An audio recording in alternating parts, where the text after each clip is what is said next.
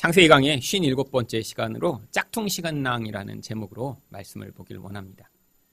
세상에서 이 짝퉁을 가장 잘 만드는 나라가 중국입니다. 중국에는 심지어 계란도 가짜 계란을 만들어서 판다고 하더라고요. 그 노력이면 그냥 진짜 계란을 파는 게 나을 텐데 합성으로 화학약품으로 만든 이런 계란을 팔아서 문제가 되기도 했죠. 제가 예전에 중국 상해에 선교를 갔었는데요. 거기도 짝퉁 시장이라는 것이 있더라고요. 유명한 곳이라고 그래서 선교사님과 같이 갔었습니다. 어떤 곳으로 갔더니 이제 지하로 내려가는데 정말 끝이 없는 상가가 있는데 상가마다 유명한 브랜드의 그런 제품들이 있었습니다. 지나가는데 어떤 사람이 잡더니 저한테 시계를 하나 이렇게 사라고 하더라고요. 그러더니 보니까 롤렉스예요, 롤렉스. 그런데 뭐 중국어를 못하니까 이제 계산기에다가 이제 숫자를 적어줍니다. 그래서 저한테 롤렉스를 보여준 다음에 계산기에 적어준 숫자를 보니까 제 기억으로는 한 3, 4만 원 정도의 돈을 이렇게 적은 것 같아요. 그러니까 근데 이제 제가 들어갈 때 선교사님이 그러시더라고요. 그 사람이 이제 얼마를 부르면 이제 그게 좋으면 그거에 한 10분의 1쯤 되는 가격을 일단 불러보라고. 그래서 이제 협상을 해야 된대요. 그래서 저는 이제 그 말대로 그래서 제가 한번 한 3천 원 정도의 돈을 이렇게 제가 불렀습니다. 그랬더니 그 사람이 하더니 다시 이제 계산기에다가 한 10,000원 정도로 이제 아마 줄여서 또 이렇게 보여준 것 같아요. 그래서 제가 그러면 저는 4,000원으로 조금 올렸어요. 그래서 이제 협상을 막 했습니다. 그랬더니 나중에 제가 한 이제 뭐 그 사람이 한 7, 8,000원까지 이렇게 주겠다 그런 것 같은데 제가 이렇게 돌이키려고 했더니 막 잡더니 6,000원 정도에 주겠다고. 그런데 뭐 제가 그 가짜 롤렉스를 살 뭐 필요가 없었기 때문에 괜찮다고 그러고 이제 돌이켜서 나오니까 뒤에서 막 뭐라고 소리를 지르는 거예요. 그래서 저는 그냥 더 싸게 주겠다고 하는 건 줄 알고 혹시 그래도 사면 뭐 그런 시계에 뭐 필요가 없으니까 그냥 왔더니 선교사님이 그러시는 거예요. 뒤에서 욕하고 있다고 지금. 살 것처럼 해놓고 안 사니까 화가 난 것이죠. 여러분 근데 왜 사람들이 짝퉁을 살까요? 사실 진짜는 비싸기 때문입니다. 진짜를 살려면 대가를 치러야 하고요. 또 이렇게 짝퉁을 만드는 것들은요. 그냥 사기에는 아주 비싼 그런 물건들이죠. 사람들이 그만큼의 대가를 치르지 않고 쉽게 사서 쉽게 쓰다가 쉽게 버리고 그 브랜드를 통해서 얻고자 하는 그런 종류의 유익만을 누리고자 할 때 짝퉁을 사는 것입니다. 여러분 신앙에도 짝퉁이 있습니다. 겉으로는요 비슷해 보여요. 사람들이 그것들을 쉽게 선택할 수 있고요. 또 그 짝퉁을 선택하면 거기서 대가를 치르지 않아도 되기 때문에 짝퉁을 선택하는 경우들이 많이 있습니다. 여러분은 그런데 시계나 옷과 같은 거는 짝퉁을 사도 괜찮죠. 뭐 요즘은 짝퉁도 아주 품질이 좋아져서요. 정말 특 A급 그런 짝퉁의 경우에는 전문가가 봐도 잘 분간을 못한다고 하더라고요. 그래서 실제로 장인이 와서 봐도요. 자기도 이게 진짜 우리 건지 아닌지도 헷갈릴 정도로 이렇게 잘 만든다고 해요. 그런데 여러분 결정적으로 짝퉁을 하면 안 되는 그런 종류의 물건들이 있습니다. 예를 들면 생명과 관계된 것들이죠. 겉으로는 멀쩡해 보이는 구명조끼예요. 색깔도 똑같고요. 멋있어 보여요. 그런데 배가 물에 빠져서 구명조끼를 폈는데 짝퉁 구명조끼예요. 물에 안 떠요. 겉모습만 번지르했지 실제의 영향력이 없는 거예요. 여러분 이런 경우에는 심각한 문제가 되는 것입니다. 여러분 신앙도 마찬가지예요. 신앙도요 평소에는 그게 짝퉁인지 진짜인지 아주 중요하지 않습니다. 오히려 짝퉁 신앙을 믿는 사람들이요 훨씬 더 열심히 믿는 것 같고요 훨씬 더 은혜를 많이 받는 것 같아요. 사람도 더 많이 모이고요 거기에 가면 흥분할 수 있고요 기적도 나타난다고 해요.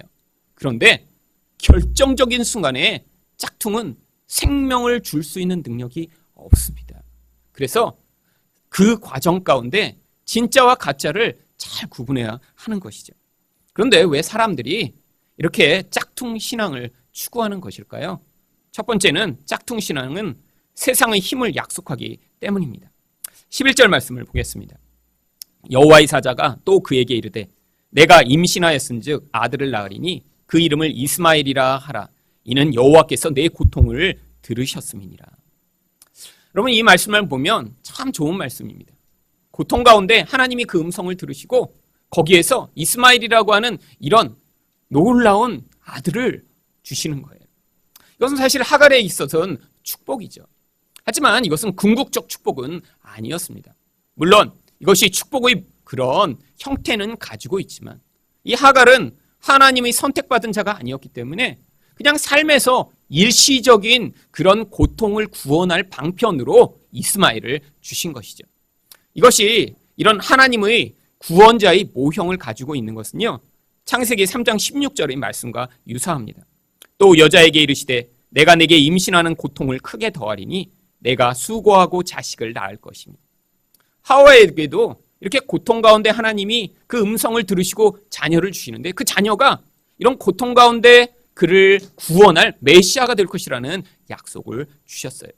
그런데 이렇게 하나님의 약속이 온전히 주어진 사람한테는요, 그런 고통의 과정을 통해 하나님이 약속하시는 그 대상이 그를 구원할 메시아가 되지만 그렇지 않은 사람한테는요, 그가 그렇게 구원자라고 붙들고 믿었던 것이 실제로 그를 구원하지 못하는 경우가 많이 있습니다. 여기 있는 이 이스마엘이라고 하는 사람은요, 이런 참된 구원자가 될 수 없음이 바로 12절에 나타나고 있습니다. 그가 사람 중에 들나귀같이 되리니 그의 손이 모든 사람을 치겠고 모든 사람의 손이 그를 칠지며 그가 모든 형제와 대항하여 살리라. 하갈에게는 구원자예요. 그런데 그의 궁극적 실체가 무엇이죠? 결국 나중에 그 사람 때문에 모든 문제가 벌어지는 거예요. 그런데 이렇게 남을 치고 또 남이 그를 치고 그리고 사람들과 계속 대항해서 사는 삶을 살기 위해서는요, 이 이스마엘이 나중에 아주 강력한 힘을 가진 자가 된다는 거예요. 정말 이 약속대로요, 나중에 창세기 기록을 보면 이 이스마엘은 그 지역에서 아주 강력한 힘을 가진 그런 나라를 세웁니다. 이 이스마엘로부터 말미암는 사람들이요, 나중에 족장들이 나와요. 그래서 창세기 하반부에 보면 이 이스마엘의 후손들의 이름이 나오는데요, 다 이름 앞에는 무슨 족장, 무슨 족장, 무슨 족장, 이런 족장들의 이름이 붙어 있어요. 아주 거대한 영향력을 미치는 그런 영향력이 되었다는 것이죠. 그런데 이 사람의 궁극적 실체가 바로 이런 사람들을 구원하는 메시아가 아니라 짝퉁 메시아의 형태를 가지고 있는 것입니다. 여러분, 이런 일들이 하나님의 백성에게도 자주자주 벌어져요. 여러분, 우리가 이런 세상의 힘이 가져다주는 그런 영향력이 우리를 구원할 것처럼 의존하였을 때 그것이 우리를 구원하지 못하는 것을요, 하나님 백성 또한 이 땅에서 경험합니다. 바로 하와가 똑같이 이전에 경험했던 일이에요. 창세기 4장 1절에 하와는요, 이렇게 고백합니다. 아담이 그의 아내 하와와 동침하매 하와가 임신하여 가인을 낳고 이르되 내가 여호와로 말미암아 득남하였다 하니라. 여러분, 이렇게 죄로 말미암아 고통스러운 삶을 살게 되었을 때요, 이 하와가 무엇을 기대했을까요? 바로 자식만 낳으면 이런 모든 고통에서 이제 내가 해방되겠지? 이런 소망 가운데 살고 있었는데 임신을 한 거예요. 임신을 하고 나니까 너무 기뻐서 그 아들의 이름을 가인이라고 지은 것입니다. 이 가인이라고 하는 이름의 뜻이 바로 얻었다라고 하는 뜻이에요. 근데 도대체 뭘 얻은 것이죠? 여러분, 목적어가 생략되어 있다는 건요, 이런 얻었다라는 말만 해도 이미 그것이 무엇인가 생각을 하고 있었고 이미 익숙한 것이라는 것입니다. 바로 하와는요, 무엇을 기대하고 무엇을 얻기를 간절히 바라고 있었냐면 바로 하나님이 약속하신 메시아를 간절히 기대했던 거예요. 그런데 이렇게 기대했던 가인이 어떤 사람이 됩니까? 바로 창세기 4장 8절입니다. 가인이 그의 아우 아벨에게 말하고 그들이 들에 있을 때에 가인이 그의 아우 아벨을 쳐 죽이니라. 기대했던 그 사람이요, 그의 구원자가 되는 게 아니라 오히려 자기 자녀를 죽이는 이런 고통을 가져오는 대상이 되는 거예요. 오히려 이런 메시아의 모형이 된 것은요, 비참하게 맞아 죽은 아벨이었던 것입니다. 바로 예수님이 그런 분으로 이 땅에 오신 거예요. 여러분, 사람들은요, 메시아를 이렇게 눈에 보이는 힘 있는 것, 세상에서 사람들이 다 부러워하는 것, 그런 힘이라고 생각하는 것들을 전부 다 구원자로 여기고 살아가는 것이요, 그게 모든 사람들의 모습입니다. 그래서 그렇게 더 많이 돈을 벌고 싶고 더 높은 자리에 가고 싶고 남한테 정말 내가 말 한마디면 모두가 내 말을 듣는 그런 세상을 만들고 싶은 게, 그게 바로 이 인간이 구원자를 추구하는 그런 모습인 거예요. 여러분, 세상 사람들은요, 하나님이요, 그런 삶을 그냥 살도록 놔두십니다. 왜? 그들에게는 이 땅의 삶이 전부니까요. 하와에게 또 이렇게 하지만 하나님이 이런 과정을 통해 무엇을 진짜 경험하게 하셨냐면 그렇게 눈으로 볼 때 좋아 보이고 눈으로 볼 때 당장 나의 구원을 가져올 것 같은 것이 실제로 그에게 구원자가 되지 못함을 가르쳐 주시고자 한 거예요.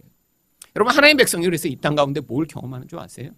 자기가 그렇게 가짜 구원자로 의존하던 것들이 실제로 자기를 구원하지 못하며 실제로는 우리 영혼 안에서 아니 저렇게 하늘에 계시고 나를 진짜 도와주시지 못할 것 같은 저런 예수님이 진짜 나를 도우실 수 있어? 라는 그런 생각이 내 안에 있었지만 삶의 과정을 통해 진짜 구원자가 바로 그 예수님이심을 고백하게 되는 그 과정으로 가게 되는 것이 바로 성도가 구원을 받는 과정인 것입니다. 여러분, 하나님은요 이런 세상의 가짜 구원자들을 성도들이 분별하기를 원하세요. 그런데 성도들도요 여전히 우리 안에 있는 이런 눈으로 판단하고 내가 생각하는 것으로 그것이 옳다고 생각하는 그런 죄의 영향력 가운데 빠져있기 때문에 참된 구원자인 예수님을 우리 영혼이 진짜 의존하지 못하는 것입니다. 가짜 구원자들을 그래서 많은 사람들이 추구해요. 여러분, 교회에서도요 그래서 예수님을 동원해 얻게 되는 다른 것들을 준다라고 얘기하는 것들은요 가짜 구원자들입니다. 여러분, 이 가짜 구원자들은요 절대 절명의 순간에 진짜 구원을 줄 수가 없어요. 여러분, 그런데 많은 사람들이요 그때 그것이 주어지면, 그때 내가 정말 이런 문제 가운데 돈만 주어지면, 그때 내가 이렇게 아플 때 건강하기만 되면, 내가 이렇게 지금 취업이 안 되고 있는 상황에서 이렇게 취직만 하게 되면 문제가 해결될 거라고 착각하게 됩니다. 아니에요. 하나님은요 그런 고통하는 과정, 해결되지 않는 것 같은 상황을 통해서 진짜 구원자가 무엇인가를 우리에게 가르쳐 주시고자 하는 것입니다. 두 번째로, 사람들은 왜 짝퉁신앙을 추구하는 것일까요? 짝퉁신앙은 인격적 관계가 필요 없기 때문입니다. 13절과 14절 말씀을 보겠습니다. 하갈이 자기에게 이르신 여호와의 이름을 나를 살피시는 하나님이라 하였으니 이는 내가 어떻게 여기서 나를 살피시는 하나님을 배웠는고 함이라. 이러므로 그 샘을 부엘라 헤로이라 불렀으며 그것은 가네스와 베레스 사이에 있더라. 여기서 이 하갈이 하나님을 살피시는 하나님이라고 부르고 또 그 하나님을 만난 장소를 부엘라 헤로이라고 부른 것은요 굉장한 신앙의 반응처럼 보입니다. 물론 세상 사람들도요 이렇게 어떤 기적을 경험하면요 그 상황에서 경험한 그 기적을 통해 하나님에 대한 새로운 시각을 갖게 되고요 또 그런 놀라운 경험을, 이런 간증을 하게 되는 경우들이 많이 있습니다. 여러분, 그런데 진짜 신앙과 가짜 신앙의 차이가 뭔 줄 아세요? 진짜 신앙은요 하나님과의 인격적 만남이 있다라고 하는 것이에요. 가짜 신앙은요 그런 기적을 경험할 수 있습니다. 거기에서 놀라운 어떤 감동과 놀라운 신비한 능력을 맛볼 수도 있어요. 그런데 인격이 변화가 되지 않습니다. 그 영혼 안에 진짜 인격과 인격의 만남으로 통한 그런 변화가 나타나지 않고 나의 유익을 위해 어떤 신이 잠깐 기적을 베푸신 그 유익을 경험한 것에 끝나기 때문에 거기서 참된 변화가 나타나지 않는 거예요. 여러분, 이 신약 성경에 보면 예수님을 따라다녔던 수없이 많은 무리들이 있습니다. 그들을 뭐라고 부르냐면 요한복음 2장 23절에서 25절 보시면 6월절에 예수께서 예루살렘에 계시니 많은 사람이 그의 행하시는 표적을 보고 그의 이름을 믿었으나. 여러분, 예수님이 기적을 행하시니까요 사람들이 그를 믿었대요. 그런데 믿었으면 그들이 다 구원을 받았나요? 뭐라고 얘기하냐면 24절입니다. 예수는 그의 몸을 그들에게 의탁하지 아니하셨으니 이는 친히 모든 사람을 아시며 또 사람에 대하여 누구의 증언도 받으실 필요가 없었으니 이는 그가 친히 사람의 속에 있는 것을 아셨음이니라. 여러분, 여기 나와 있는 24절에 그의 몸을 그들에게 의탁하지 아니하셨으니, 이 말은요 앞에 나와 있는 그의 이름을 믿었으니와 똑같은 단어를 사실 쓴 거예요. 사람들은 예수님을 믿었대요. 근데 예수님은요 그들을 믿지 않으셨어요. 왜 믿지 않으셨죠? 마지막에 나오잖아요. 그들 속에 진짜 있는 게 뭔지 아셨던 거예요. 사람들이 예수님을 쫓아왔어요. 근데 예수님을 쫓아온 이유가 그에게 있는 그 참된 생명을 얻고자 한 게 아니라요, 그를 통해서 내 유익과 내 편리를 만족시키고자 하는 그 욕심으로 예수님을 따라다닌 것을 알고 계셨기 때문에 그들과 인격적 관계를 맺지 않으신 거예요. 여러분, 인격이란 게 뭐죠? 서로 믿음 가운데 연합되는 게 인격적 관계입니다. 여러분, 서로 인격 가운데 이렇게 연합이 되면요 그 안에서 서로 영향을 미치고 변화가 나타나요. 그 안에서 상대가 원하는 것을 내가 자발적으로 하고자 하는 마음이 생기고요. 그리고 내가 내가 나를 위해 살던 나의 원함을 점점 내려놓는 일이 점점 많아지게 됩니다. 여러분, 근데 예수님을 따라했던 많은 사람들이 무엇 때문에 예수님을 따라한 줄 아세요? 대부분 예수님한테 이런 인격적 유익과 변화를 추구한 게 아니라 기적과 자기 유익을 추구해서 예수님을 쫓아다녔죠. 뒤에 또 요한복음 6장 10절에 보면 예수님이 이런 기적을 행하십니다. 예수께서 이르시되 이 사람들로 앉게 하라 하시니 그곳에 잔디가 많은지라 사람들이 앉으니 수가 5,000명쯤 되더라. 예수께서 떡을 가져 축사하신 후에 앉아있는 자들에게 나눠주시고 물고기도 그렇게 그들이 원대로 주시니라. 놀라운 기적이죠. 사람들은요, 당시에 사실 하루 벌어 하루 먹고 사는 사람들이 인구의 대부분이었습니다. 그러니까 하루 일을 못하면요, 굶게 되는 일이 다반사였던 거예요. 그런데 예수님이 오시더니요, 아니 그 얼마 안 되는 그 음식으로 5,000명이 넘는 사람들을 먹이셨어요.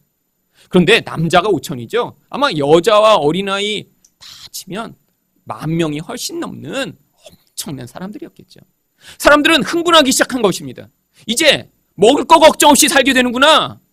그런데 예수님이 그들을 향해 무슨 말씀을 하시죠? 요한복음 6장 35절입니다. 예수께서 이르시되 나는 생명의 떡이니 내게 오는 자는 결코 줄이지 아니할 터이요 나를 믿는 자는 영원히 목마르지 아니하리라.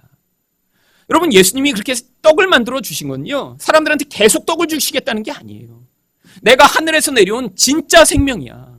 너희 이렇게 눈에 보이는 떡도 못 먹으면 힘들고 고통스럽지? 하지만 인간은 진짜 하늘의 생명을 얻지 못하면 죽게 되는 게 인간이란다. 그래서 나를 먹지 않으면 너희가 다 죽어!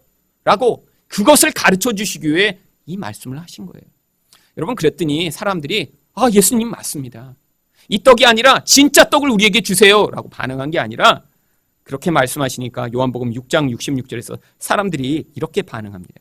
그때부터 그의 제자 중에서 많은 사람이 떠나가고 다시 그와 함께 다니지 아니하더라.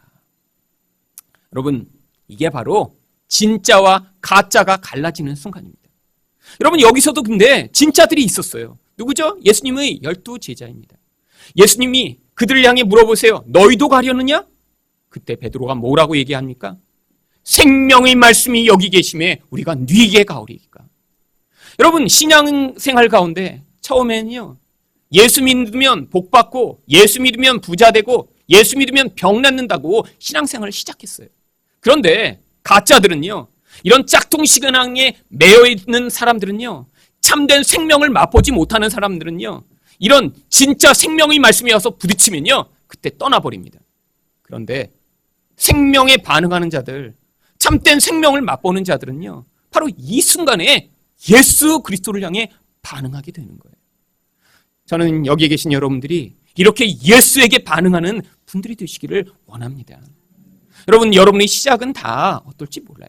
여러분, 한국 교회에 하나님이 처음 복음을 전파되게 하셨을 때 사람들을 교회에 불러 모으시기 위해서요, 이렇게 기복과 같은 그런 복을 사람들에게 만족해 주시는 것처럼 많은 일들을 행하셨어요. 하나님이 행하신 것들입니다. 기적이 나타났고요, 병든 자들이 나았고요, 가난한 자들이 그 가운데 소망을 얻고 일어섰고요, 자살하려는 사람들이 소망으로 열심히 살아야겠다는 생각으로 일어나 열심히 일하기 시작했고요. 그래서 변화가 나타나기 시작했어요. 생활이 좋아지기 시작했어요. 삶의 환경이 변하기 시작했어요. 그런데 거기서 끝나면 안 된다는 거예요. 여러분, 거기서 하나님을 여전히 나의 이런 물질적 필요, 나의 세상에서의 필요만 채우는 하나님으로 생각하고 마는 것이 아니라 우리 예수님이 우리 진짜 영적인 생명을 주실 수 있는 분이라는 사실을 믿고 그 생명에 반응하는 자들, 생명의 말씀이 여기 계심에 우리가 뉘게로 가겠나이까라고 반응하는 자들이 나타나게 되어야 그때 이 짝퉁 신앙에 물들어 있던 곳에서 참된 복음의 영향력이 비치게 되는 것입니다. 여러분, 인격적 관계는 서로에게 영향을 주고받게 되어 있어요. 여러분이 하나님과 인격적 관계 안에 지금 관계를 맺고 계시다면요, 분명히 그런 영향력이 미쳐지고 있을 것입니다. 저는 저희 교회가 이번에 이렇게 선교사님들을 위해 헌금을 이렇게 내고 또 모은 이 모든 일들이 사실 이런 과정들을 우리 교회적으로 점검하는 시간이었다고 믿습니다. 물론 실제적으로 우리 선교사님들이 큰 유익을 보시겠죠. 사실 아마 기대도 안 하셨을 거예요. 저희 교회가 이렇게 이제 제가 성교사님한테 저희 교회 이렇게 이제 성교사님 왜 기도하면서 이 차량 헌금을 위해서 모금하고 있다고 그랬더니 뭐 감사하다고 했지만 제가 생각했을 때 진짜 이렇게 1,000만 원이나 받으려고 생각을 하셨을까요? 아마 못했을 겁니다. 그런데 사실 이제 나중에 이제 그 액수를 말씀드리니까 너무너무 놀라셨어요, 사실. 왜냐하면 큰 교회도 쉽게 하기 어려운 거거든요. 사실 저희는 작은 교회라 하는 것입니다. 왜냐하면 큰 교회는 여러 곳에 사용될 돈도 많고요. 또 그렇게 돈을 뭐 담임 목사가 이렇게 감동했으니까 우리 여기 합시다. 여러분들 그냥 따라가시잖아요. 작으니까. 사실 제가 독재하고 있는 겁니다, 여기서. 사실 근데 큰 교회는 안 돼요. 안 돼요, 지금. 거기 말고 딴 데도 써야죠. 장로님들 많이 계시고 그러면요. 목사가 아무리 감동했다고 그래도요, 못 합니다. 그런데 정말 놀라운 거는요. 이렇게 1,000만 원, 뭐 5,000불 이렇게 후원한 것이 아니라 이 가운데 계신 많은 분들이 정말 하나님의 말씀에 지금 반응을 하셨다는 거죠. 여러분, 사실 여러분이 하나님 말씀에 반응하시는 가장 놀라운 반응 중에 하나가 이런 세상이 하나님으로 여기고 있는 이 돈을 포기하여 사실 나에게 직접 유익이 되지도 않고 심지어는 여러분이 여기서 그 장석찬 선교사님을 보지도 못한 분들도 많이 있잖아요. 그런데 그런 자리로 자기의 그런 피와 같은 돈을 흘려보낼 수 있다는 게 여러분 안에서 정말 하나님의 복음의 능력으로 말미암아 변화가 나타나고 있고 인격적 만남 가운데 하나님을 돈보다 더 의존하고 있음을 보여주는 계기가 되고 있음을 이 모든 상황을 통해 드러나게 된 것입니다. 여러분, 저희 교회가 이렇게 지금 시작한 지 얼마 안 됐지만 이 가운데 그렇게 반응하는 분들이 한 명이 아니라 지금 여러 분이 생기고 있다는 게요. 이 안에서 참 생명의 영향력으로 우리가 이런 진짜 복음의 길, 참된 생명을 얻는 길로 우리가 걸어가고 있음을 지금 확인하고 있는 과정이라고 저는 믿습니다. 그래서 참 제가 감사했고요. 특별히 제가 뭐 칼럼에 쓰기도 했지만 사실은 제가 그 돈을 정말 하고 싶었어요. 우리 장우성 교사님한테는 1,000만 원 정말 보내고 싶었고요. 그리고 우리 또 왕 선교사님한테는 이제 5,000불이 아니라 이제 500만 원을 사실 보내고 싶었습니다. 근데 이제 돈이 조금 더 들어와 갖고 그냥 달러로 하면 조금 더 비싸니까 그래서 이제 5,000불을 하게 된 거거든요. 사실 근데 제 마음에 그런 마음이 있었는데 이게 얼마나 그 열망이 강했는지 사실 제가 꿈을 꿨어요. 근데 꿈에 정말 그 헌금이 그만큼이 들어온 거예요. 그래갖고 제가 선교사님 돈이 1,000만 원이나 들어왔어요. 그래갖고 전화하다가 꿈에서 깼거든요. 2주 전입니다. 그런데 깼는데 꿈이어갖고 너무 실망을 했었어요. 사실 그때는 통장에 돈이 거의 안 들어왔거든요. 그래갖고 제가 마음에 그래갖고 이제 꿈에서 깬 다음에 실제 가서 통장을 확인해 봤습니다. 혹시 교회 통장에 내가 이렇게 자는 동안에 들어온 돈이 있나? 근데 안 들어왔더라고요. 그래서 마음으로 그때 이제 실망을 했었는데 지금 정말 넘치도록 하나님이 그동안 채워주신 거예요. 얼마나 감사한지요. 여러분, 하나님이 여러분에게 제가 뭐 여러분한테 돈 내라고 했나요? 뭐 제가 찾아다니면서 뭐 얼마 필요하다고 말씀드린 것도 아니고 또 같이 한 것도 아니고 개별적으로 하나님이 감동을 주신 분들이 헌금하신 거잖아요. 근데 참 그 액수가 이렇게 맞아 떨어졌다는 게 정말 감동인 거죠. 우리 하나님이 우리 교회 안에 지금 여러분과 인격적 관계를 맺으며 하나님이 지금 행하고 계신 증거라는 것이에요. 세 번째로 또 왜 사람들이 짝퉁 신앙을 추구하는 것일까요? 짝퉁 신앙은 인간적 가능성을 추구하기 때문입니다. 15절과 16절 말씀입니다. 하갈이 아브라함의 아들을 낳음에 아브라함이 하갈이 낳은 그 아들을 이름하여 이스마엘이라 하였더라. 하갈이 아브라함에게 이스마엘을 낳았을 때 아브라함이 86세였더라. 여러분, 바로 이 이스마엘은 인간적으로는 굉장히 멋진 존재로 나중에 성장합니다. 하지만 하나님 나라에서는요, 하나님과 관계없는 버림받은 자가 돼요. 이유가 무엇인가요? 바로 이 아브라함은 인간적 가능성이 만들어낸 결과물이기 때문이에요. 여러분, 하나님이 그래서 그렇게 아브라함에게서 가능한 결과로 하나님의 메시아를 보내시지 않은 것입니다. 아브라함과 사라가 도대체 불가능한 상황 가운데 하나님의 은혜로 주어진 이삭의 씨로야 하나님이 메시아를 보내심으로 인간을 구원할 자가 참된 하나님의 능력의 결과로만 나타나게 됨을 우리에게 고백하도록 하신 거예요. 여러분, 예수님이 오셨을 때 그래서 예수님을 가장 반대하던 무리가 누구였나요? 바로 바리새인들입니다. 예수님도 그래서 이 바리새인을 향해 뭐라고 평가하셨냐면 마태복음 23장 27절 말씀이에요. 화이트를 진저 외식하는 서기관들과 바리새인들이여, 회칠한 무덤 같으니 겉으로는 아름답게 보이나 그 안에는 죽은 사람의 뼈와 모든 더러운 것이 가득하도다. 여러분, 회칠한 무덤이 뭐죠? 겉에는 멋있게 꾸며놨어요. 근데 그 안을 열어보면 뭐가 있죠? 썩은 시체가 가득한 거예요. 여러분, 그뿐 아니라 예수님이요, 이 바리새인들을 향해 뭐라고 또 하셨냐면 마태복음 23장 33절입니다. 뱀들아, 독사의 새끼들아, 너희가 어떻게 지옥의 판결을 피하겠느냐. 여러분, 여기서 뱀들아, 독사의 새끼들아는요, 정말 아주 심각한 욕입니다. 특히 이스라엘 백성들한테는요. 왜죠? 구약에서 이 뱀이 바로 사탄을 대표하는 그런 짐승이기 때문이에요. 여러분, 근데 누구한테 이런 욕을 하셨죠? 바리새인들입니다. 근데 그들을 원래 그들의 문화와 그들의 상황으로 가보면요, 굉장히 그들은 훌륭한 사람들이에요. 열심히 하나님을 섬겼고요, 정말 아주 모든 율법을 따라 살려고 애쓰던 자들입니다. 사람들에게 존경을 받던 사람들이고요, 영향력을 미치던 사람들이에요. 근데 왜 하나님이 그들을 이렇게 욕하시고 비난하셨죠? 그들은 바로 하나님의 은혜를 의지하지 않고요, 자기가 만들어낸 인생의 결과물, 내가 잘할 수 있는 것을 의지하며 그것으로 자기 자랑과 자기 영향력의 근거를 삼았기 때문입니다. 여러분, 하나님이 여러분 인생 가운데 진짜 이런 짝퉁 신앙에서 벗어나게 하기 위해서 그래서 개입하시는 경우가 있어요. 어떤 때 개입하시냐면요, 그 사람마다 가지고 있는 내가 자랑할 만한 거, 내가 붙들 만한 것을 하나님이 더 이상 붙들고 자랑하지 못하도록 만드시는 것입니다. 여러분, 사람마다 의존하고 자랑하는 것들이 있어요. 근데 하나님이 개입해 오셔서 어떤 상황이 되면요, 더 이상 그것으로 자랑하지 못하게 되는 거예요. 여러분, 인생마다 하나님이요, 어떤 과정을 막으실 때가 있어요. 내 힘과 내 노력으로는 지나갈 수가 없어요. 아니, 이전에는 잘 해왔던 거예요. 그 정도는 내가 잘할 수 있지 라고 하는 그 자리에서도 하나님이 어떤 때 우리가 이제 참된 구원자인 하나님을 의존하는 것이 무엇인가를 배우도록 하시기 위해 어떤 때는 막으시고, 어떤 때는 돌아가게 하시고, 어떤 때는 그 자리에서 하나님 앞에 온전히 낮아지는 것들을 배울 때까지 기회를 주시는 것입니다.